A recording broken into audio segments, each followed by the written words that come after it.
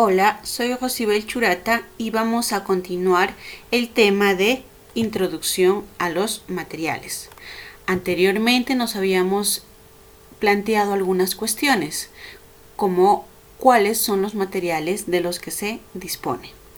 Para responder esta pregunta, ya sabemos que se distinguen 4 categorías que abarcan los materiales disponibles por los ingenieros en su práctica profesional, como los metales. También tenemos los cerámicos y vidrios, polímeros en tercer lugar y compuestos. Dentro de este grupo de materiales vamos a ver las principales propiedades.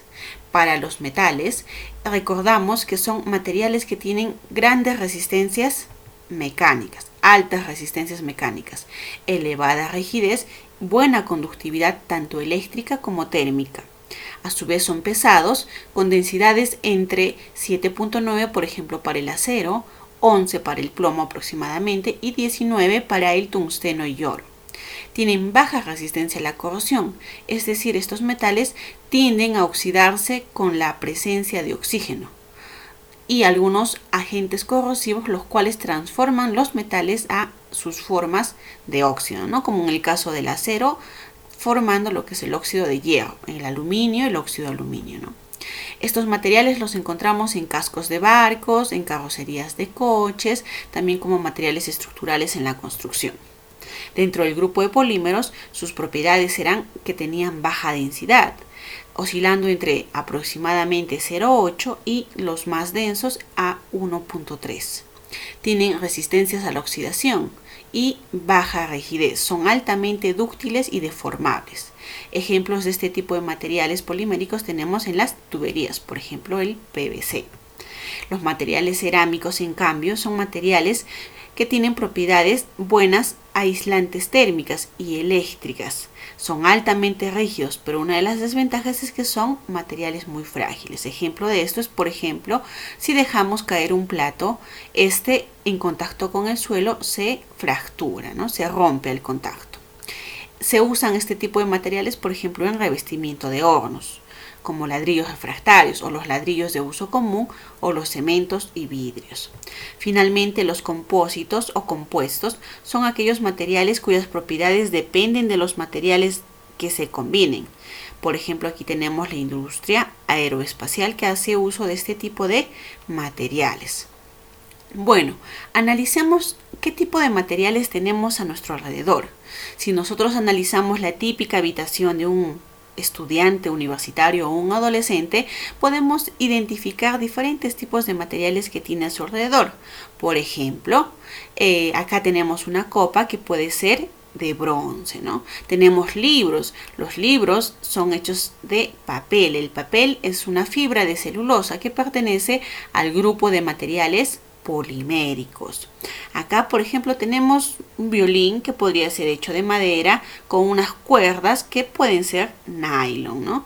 Acá tenemos unos lentes que tienen propiedades ópticas, donde la montura del lente puede ser una resina epóxica y la luna puede ser vidrio o puede ser una resina. El más común es un polimetilmetacrilato. Tanto la resina epóxica como el polimetilmetacrilato pertenecen al grupo de materiales poliméricos.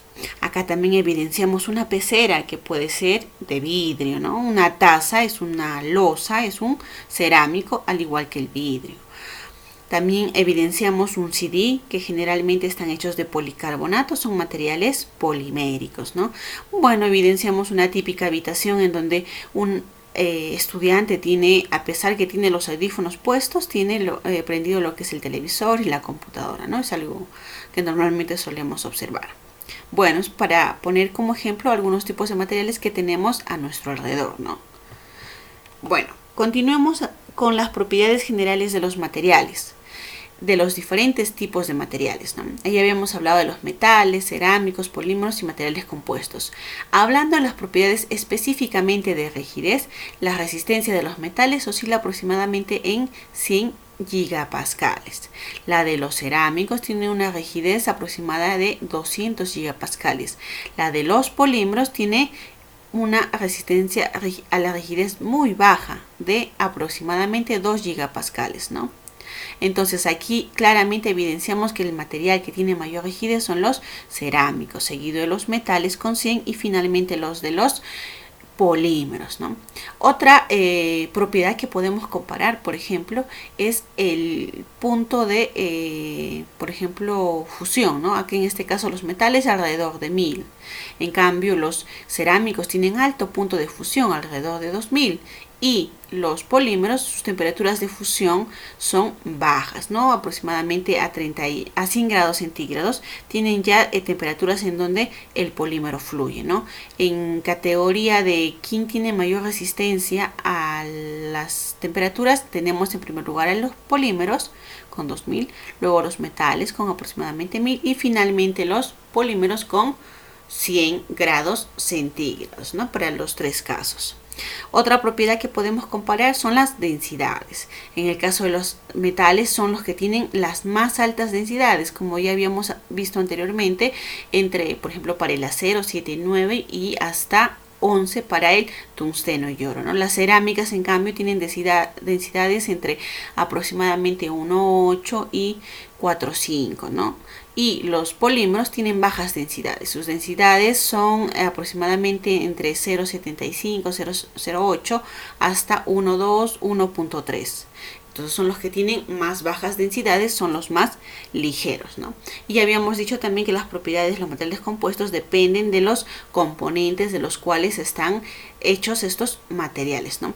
Estas tres propiedades, tanto de resistencia a la temperatura como rigidez y densidad, las hemos utilizado para comparar los 4 diferentes tipos de materiales de los que disponemos, ¿no? Entonces vamos a continuar con la explicación. Ahora vamos a pasar a hablar acerca de los tipos de enlaces de los cuales están compuestos los materiales. En primer lugar, ¿qué es un enlace? Un enlace, en términos o palabras muy simples, es aquel material que está unido por una fuerza que, es la fuerza que mantiene unidos a un grupo o a dos o más átomos, ¿no? De tal forma que hace que funcionen como una sola unidad. Ahora, ¿qué tipos de enlaces tenemos? Tenemos los tipos de enlaces primarios, que son iónico, covalente y metálico, como vemos aquí, ¿no? Y los enlaces secundarios son puente hidrógeno y fuerzas de Van der Waals. Pero bueno, ahora vamos a trabajar o vamos a hablar acerca de los tipos de enlaces primarios. El enlace iónico es aquel que se da entre iones, en donde existe un catión de carga positiva, el cual le entrega un electrón al material que es electronegativo. Entonces tenemos un electropositivo y tenemos un electronegativo. Este vendría a ser el anión, el cual es quien acepta el electrón del catión o se lo roba prácticamente para compensar la falta de un electrón en su último nivel de valencia. Entonces, así que el catión que en su último nivel tiene un exceso de electrón, le cede completamente su electrón al anión para al final que ambos lleguen a una estabilidad en donde completen sus 8 electrones en su último nivel. Es decir, adquieren la configuración electrónica de un gas noble y se vuelven más estables. Un ejemplo de este, por ejemplo, es la sal común, ¿no? Más conocida como cloruro de sodio, es la sal que consumimos todos los días. Aquí claramente podemos observar cómo es que el sodio le cede completamente su electrón al cloro, ¿no? Quedando al final con sus 8 electrones en su último nivel. Otro tipo de enlace es el enlace covalente. Este tipo de enlace es comúnmente dado, por ejemplo, en los materiales orgánicos, como los polímeros, ¿no? Este tipo de enlace, los elementos se unen y comparten sus electrones. Se da entre no metales, o sea, elementos que tienen electronegatividades similares, ¿no? A diferencia del enlace iónico, en donde se daba entre elementos que tenían diferentes electronegatividades. Por ejemplo, entre no metales como el carbono y el hidrógeno, ¿no? En este tipo de enlace no se forman iones. Al compartir los electrones, comparten la estabilidad que correspondería a un gas noble. Existen dos tipos de enlaces covalentes, el covalente normal y el covalente coordinado. Dentro del grupo de covalente normal, por ejemplo, el cloro, el cual es un elemento diatómico en donde tengo dos átomos de cloro que forman una molécula. Cada uno de los átomos de cloro aporta con su electrón para así adquirir la estabilidad semejante al gas noble de argón. Acá observamos que no hay un átomo que cede el electrón, sino hay una compartición del último electrón de este electrón, ¿no? Por ambos átomos de cloro. El otro enlace covalente, el coordinado, este tipo de enlace también se comparte una pareja de electrones, pero la gran diferencia es que esta pareja proviene tan solo de uno de los átomos que forman el enlace. No es igual que el caso anterior en donde el electrón proviene de los dos átomos, ¿no? Entonces, el átomo que aporta la pareja de electrones se llama donante y el átomo que los recibe se llama aceptor. Ejemplo de este, por ejemplo, es la interacción entre el oxígeno y el azufre que se da en el gas dióxido de azufre. Aquí, por ejemplo, vemos un par de electrones que han sido donados a este oxígeno, pero a su vez, para completar la regla del octeto, o sea, los 8 electrones en su último nivel, tenemos que estos 2 electrones están compartidos y han sido donados por este, pero a su vez, para que este complete sus 8 electrones, vamos a tener que contar estos 2 electrones, ¿no?, cedidos. El enlace metálico. Este tipo de enlace ocurre entre átomos de metales. Los átomos de los metales tienen pocos electrones en su último nivel. Estos átomos pierden fácilmente estos electrones y estos electrones forman una nube electrónica que está débilmente unida al núcleo.